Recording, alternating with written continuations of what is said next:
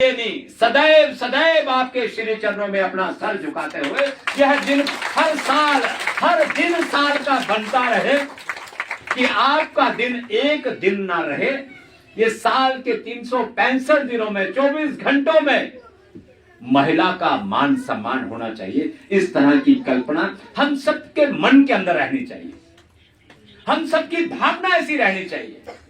एक दिन हमने महिला दिवस मना लिया तो काम खत्म साहब, ऐसा नहीं होगा।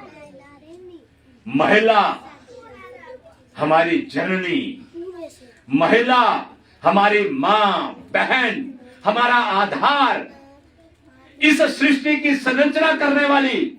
हम कैसे भूल जाए? साल एक दिन मना लिया और 364 दिन भूल जाएंगे, ऐसा कभी हो नहीं सकता।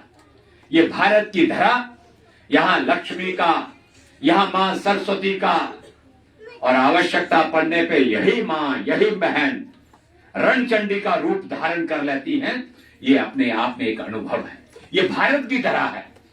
रानी लक्ष्मीबाई को देख लीजिए, किस तरह से अंग्रेज ने उस समय उनके साथ किया होगा।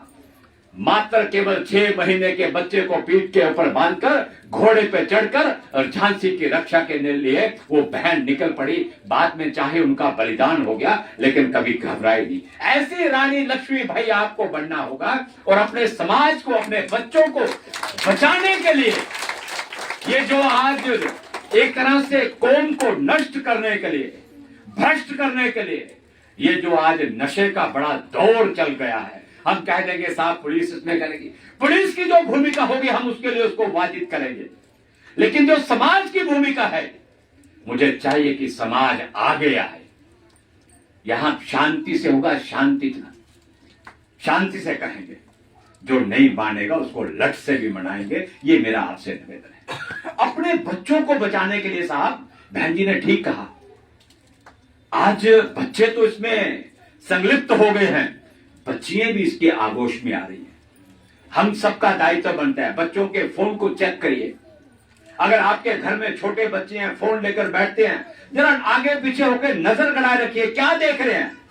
इसका लाभ तो है, हम लोग बड़ा कुछ अच्छा भी सीखते हैं, लेकिन इसका हमें नुकसान भी है कि इसमें बड़ा बुरा भी कुछ निकलता है। इसका भी ध्यान रखिए साहब। अभी आर्टिफिशियल इंटेलिजेंस का जमाना आ रहा है, एआई। किसका मुंह किसके मुंह के साथ लगा देंगे, किसकी बाजू किसके साथ जोड़ देंगे, वो भी गंभीर विषय है, लेकिन लाभ भी होगा। हमें यहां पे विज्ञान का लाभ लेना है, लेकिन विज्ञान के अंदर जो कुचक्र होंगे हमें उन्हें नष्ट भी करना होगा। ये भारत की सभ्यता है।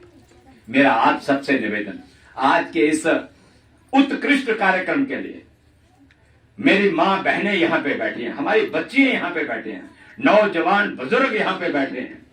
हम सबका दायित्व, इस देश के प्रति हम लोग कृतज्ञ रहें, राष्ट्र के प्रति सदैव विचारधीन रहें। और राष्ट्र है तो भाई साहब हम हैं। राष्ट्र की सीमाएं अगर उलझन में आ गई तो हम सब उससे पहले उलझन में आ जाएंगे।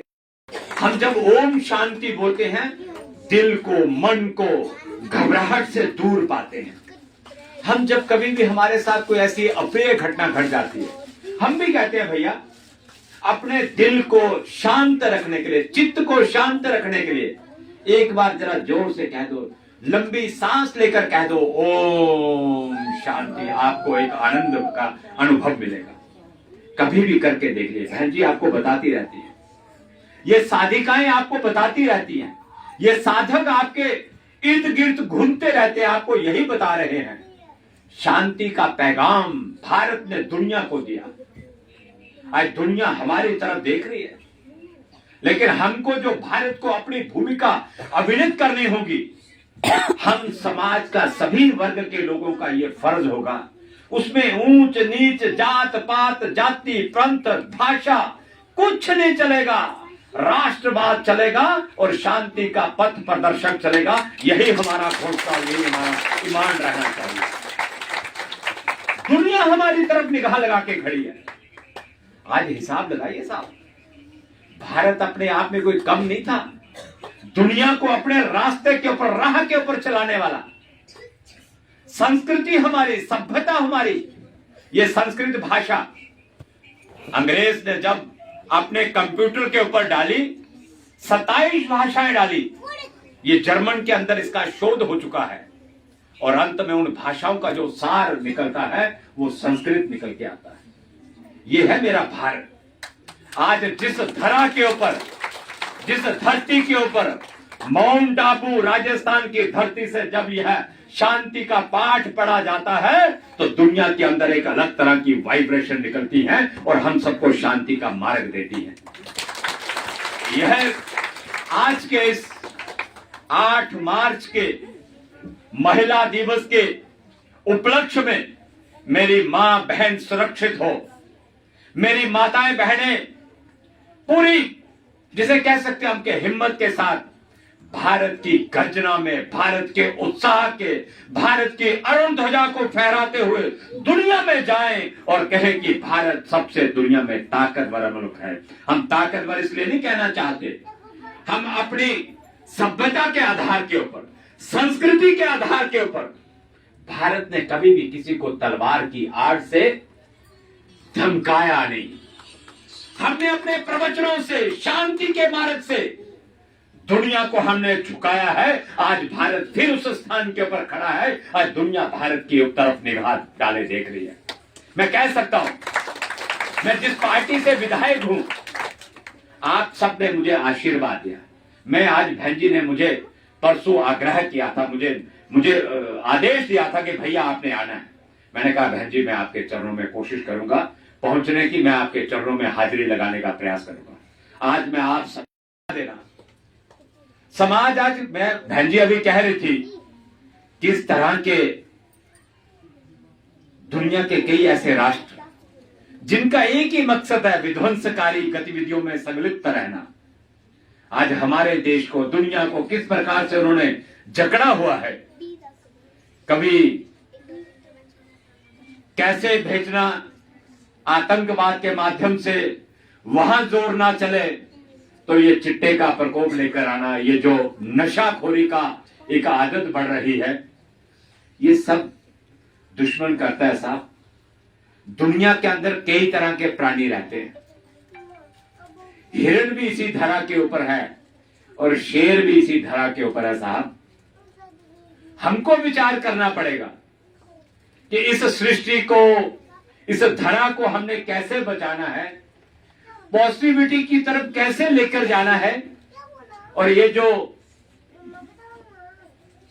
परमपिता का जो हमें आशीर्वाद मिला हुआ है, कहा 1936 में अनडिवाइडेड भारत और उस समय का पाकिस्तान, वहां का वो सिंध, हैदराबाद, वहां पे आपने इस ऐसी संस्था को एक जन्म दिया।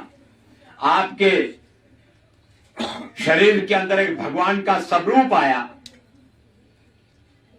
और आज एक छोटा सा वृक्ष लगाकर आपने आज दुनिया को जो आपका ये संगठन, ये विचारधारा पॉजिटिविटी की तरफ लेकर जा रही हैं। ना केवल भारत, दुनिया के 150 से अधिक मुल्कों के अंदर आपकी शाखाएं संचालित हैं और दुनिया को अंधकार से आप एक नए आगोश के अंदर, एक नई परिभाषा के अंदर, एक नया सिद्धांत कि शांति के सिवाय दुनिया के अंदर कोई कुछ नहीं और रहने वाला साहब। मैं आपको एक छोटा सा उदाहरण दे दूं। मिजोरम हमारा एक प्रदेश है, मिजोरम, नॉर्थ ईस्ट में। वहां पे आतंकवाद की बहुत सारी गतिविधियां हुआ करती थी।